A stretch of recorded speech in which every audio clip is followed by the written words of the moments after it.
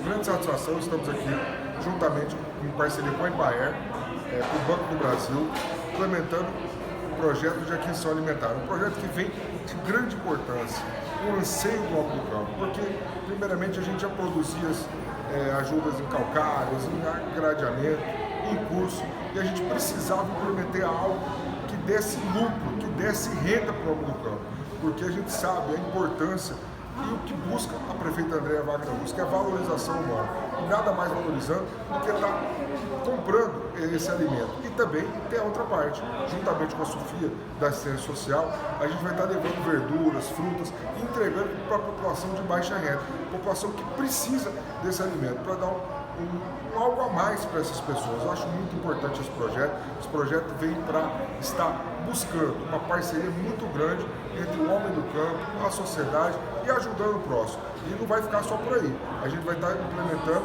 o PAA municipal. É um anseio da prefeita Andréa, do deputado Max, para estar buscando uma valorização a mais na mesa dos nossos jaçarenses que precisam, lógico. A gente tem que estar ajudando a produzir, ajudando as pessoas e também incentivando para que elas melhorem de vida. Esse é o nosso papel como secretário de Agricultura do município de Jaciara. Eu acho que esse projeto é um projeto de grande relevância para a nossa população e principalmente para o homem do campo. Boa tarde, eu sou o Alan, trabalho no Porto de Jaciara. Hoje a gente está aqui no Banco do Brasil fazendo um trabalho em conjunto, de atendimento social, junto com a Secretaria de Agricultura, nosso secretário Tunicão. Estamos aqui, Banco do Brasil de Jaciara. A gente conseguiu inscrever 12 agricultores no programa de aquisição de alimentos. A gente espera mais ou menos que cheguem umas 16 toneladas de alimentos. Esses alimentos vão ser doados para o CRAS municipal.